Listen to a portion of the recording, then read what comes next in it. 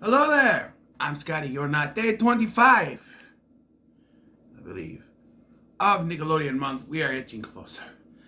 It's got 3 more days after this. 3 more reviews. But in your context, I've been doing this actually for 28 days, which is not the case. It's been half of that, I think. About 14, maybe. Started in the middle of January. But anyway, we are on Legends of the Hidden Temple. And here's your guide, Kurt Fogg. Pretty good, right? Pretty good? Yes, I gotta explain the show again. Legends of the Hidden Temple was one of the Nickelodeon? One of the Nickelodeon game shows back in the 90s. Up there with Double Dare, Guts, Figure It Out that we're on that I watched, Nick Arcade. And even You're On was pretty good, actually. Same host, Nick Arcade. Phil Moore. He hosted both shows. But anyway, my arm just cracked. Did you hear that? My arm just cracked. Goddamn. The whole thing with Legends of the Hidden Temple, it was a historical game show where you had contestants, kids. It started with you had a bunch of teams. There was like 6 teams. There was, at the top of my head, Silver Snakes, Purple Parrots, Orange Jaguars, Orange Iguanas, Red Jaguars, Blue Barracudas, Green Monkeys. And I think that's it. And they would have to do little tasks at the beginning here to see which 4 teams would go on to the Steps of Knowledge. The Steps of Knowledge is usually like the test is going across a moat or a bridge. You're trying to do something to get your team, you and your teammate over, teams of 2. So, and then you get to the Steps of Knowledge, and the 4 teams start at the top and answer a question. If they get the question right, Olmec, which was voiced by D. Bradley Baker, would tell a story full of historical facts about, or it could be mythical facts, who knows. But he would tell the story, and then the contestants would have to remember it. And you at home would also have to remember it if you're going to answer the questions with them, which I always tried to do. Sometimes I just couldn't be bothered to pay attention to the stories. And then they stand at the top, and if you got a question, you and your teammate will go forward. And the first 2 teams to get there would then have a chance to play the Temple Games. And each time they play the Temple Games, I'm doing this off of memory, man. I didn't watch an episode at all. I'm just off of memory. I think I'm doing pretty good. Each of the Temple Games, you get half a pendant. And so, there's like 3 Temple Games. And so if you did that, you just get half a pendant. Usually you'd have like a pendant and a half by the time you'd get to it. And so, the one with the most pendants or the most wins in the game, the Temple Games, will go on to go through the temple itself to find said sacred item that they are talking about. And if you found it, then you had 3 minutes. Actually, you have 3 minutes to go through the entire temple to get all the way back with the item. Rarely did that ever happen. I don't remember that happening too much. I think 3 minutes is a lot of time, but you gotta go through, and if you find a temple guard, you give them a pennant, and you go. But if the temple guard gets you, then your partner will go in, and your partner will go, and if the temple guard gets them, they lose, or if they're not able to get out, But once you got your item, the temple guards would disappear, and all the everything would be unlocked. All the rooms would be unlocked. You could just go freely and try to get out. And that was the gist of the game. So, some 30 years later, 25 maybe, in 2016, they decided to do a movie based on this game show. D. Bradley Baker was coming back to voice Olmec. Kirk Fogg was coming back to play himself, the guide, in a way. And they were going to have Isabella Moner, as she was known then, be the lead character because she was in Splitting Adam and she had that TV show about 100 things to do before high school. Yeah. And she was going to be Dora in the future. All I know is a commercial of that one guy from the Overboard remake going, I think I stepped my chimichangas. I don't know. But the story of this is a family is going on a vacation. I think it's in South America, I think, where the temple is. And while the parents are off at a spa, the oldest boy, I think he's the middle child, whose name I forgot. Sadie is her character. Noah, I think his name is Noah. Sadie, Noah, and Dudley, I think is what it is. And so the plot is that they go on a vacation. Noah wants to go inside the temple, but they can't because apparently some kids tried to sneak in and never came back. I don't think it's ever really explained what happened to those kids. Are they dead? Who knows?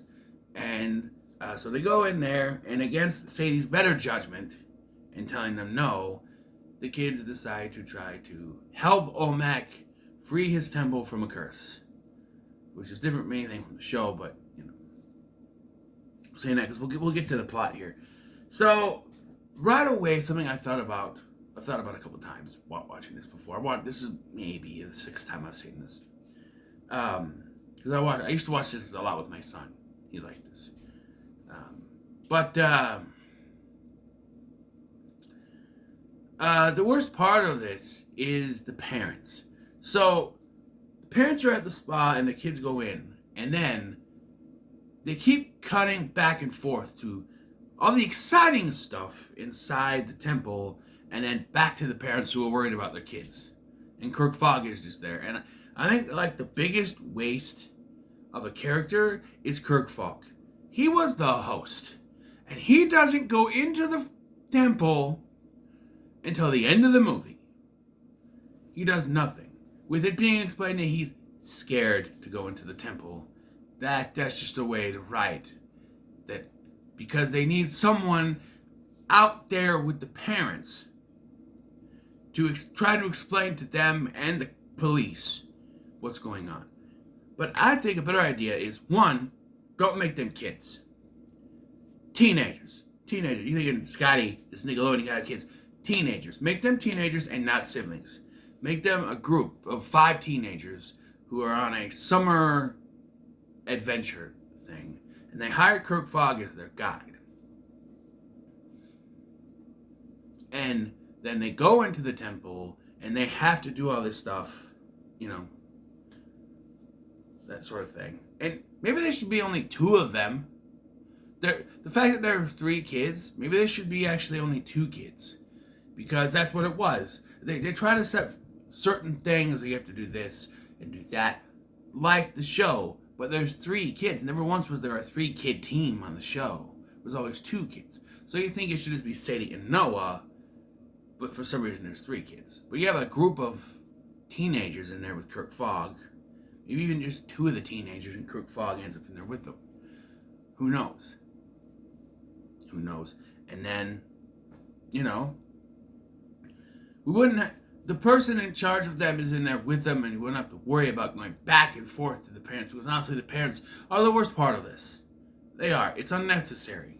And why do we keep cutting back? So we can see the very obviously unnecessary and all for vain attempts to break into this temple that you know is never going to work. We got to keep cutting back as they try to attempt to get in to save the kids. But you know it's not going to work, so why do we keep going back to it? I really noticed it this time. Why do we keep cutting back to the parents? Even a kid, from a kid's point of view, you want to see the other kids go on adventures, not cut back to the parents worrying about them. All right, I understand. Maybe, you know, the fact that they made them kids and that their parents were with them automatically said to the writers, okay, we have to keep cutting back to this. But you didn't need it. You didn't need it at all. Yeah. And so they totally retconned Olmec too, which I'm fine with, by the way. But they retconned and said that Olmec was the king of this temple back in the day, and he was ready to retire and give the kingdom and the pennant of life to his good son Zuma. But his bad son, Thak, with some renegade temple guards, came in and stopped it and made it end up splitting the Pennant of Life into two pieces, which is why it's in half, but doesn't explain why there was always 1.5 pennants, but okay.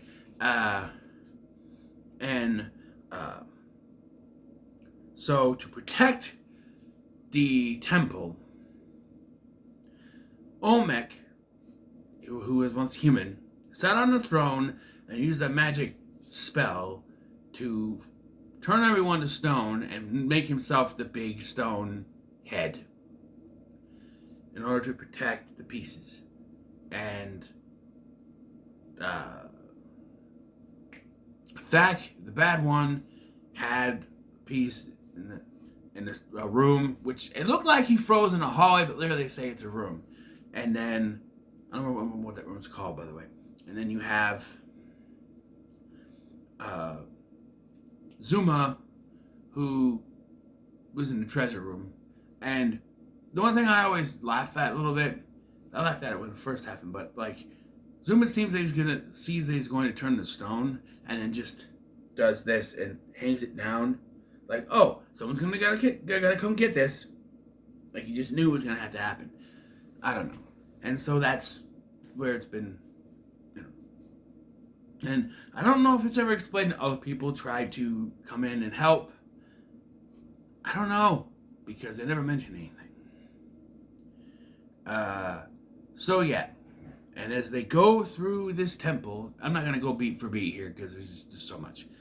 They go through this temple, you get callbacks. Like every animal here is one of the animals I mentioned. There's silver snakes, there's orange iguanas, there's a green monkey that they call Mikey. There's blue barracudas in the water, purple parrots. There's red jaguars. There's all the animals there, colored like that because that's. And we also have the shrine of the silver monkey, which had an unintentional running joke that no one could ever put that thing together. It was very hard to put together, so they put that in this movie. That, you know, that it was hard for them to put it together. And it's fine they did that once with the kids, but then in the end, Kirk Fogg knocks it over, and he and Zuma try to put it together, and they couldn't get together, and that wasn't really necessary. It should have ended with Kirk Fogg going into the temple, and that's it. But yes, yeah, so they get the first half of the pennant, and it releases Thak and the disgruntled temple guards from the stone imprisonment, which is fine. You need some kind of antagonist to come after you. And then once they walk with the animals in the clouds and free Zuma, shouldn't that then free the good temple guards? You think there would be good temple guards too, right? But no, it's just Zuma. And then put together, and then once you put it together, you have 3 minutes to get back to the main throne room, which is kind of on par, but like you with the shell, but that was 3 minutes to go through the whole thing and get it. Whereas it's just 3 minutes to get back, and of course he does. He puts it on where Olmec's heart used to be, and it frees everyone. Somehow gets rid of Thak. I don't know. But Olmec does not turn back to human, and I'm fine with that. Because I was like, is he gonna turn back to human? Because I didn't. That's the one. Excuse me. That's the one thing about him. Like, I don't want Olmec to become human again, and he doesn't. So that's good. That's fine. But yeah. I also have a problem with Isabella Moner at the beginning of this. They have to write her as this character that wants no responsibilities because she's always the babysitter for her brothers. It's said that Noah is like very irresponsible and runs off to do random adventures all the time. Okay. And then she just sort of falls into the role anyway, and everything. She's like Iris on The Flash. No, you can't do this. You can't do that. No. Every 5 fucking minutes with this woman, with this girl, whatever. But she's like, she's like, no, you can't do this. And he's like, I'm going to do it. Fine. And then he steps through. And when the little brother tries to step through, because they say once you cross the threshold of the steps of knowledge, once you get off the steps of knowledge, you cannot go back. And so then she tries to stop the little brother, and they both fall through. And she's like, no, we have to go back. No. I'm just like, you're in there. Shut the fuck up and go. Besides the fact we keep coming back to the parents at certain parts of the movie, that really annoyed me. But she does get better. She's a little bit better actor in this than she was in Splitting Atom. And I mentioned she's a little bit iffy in that.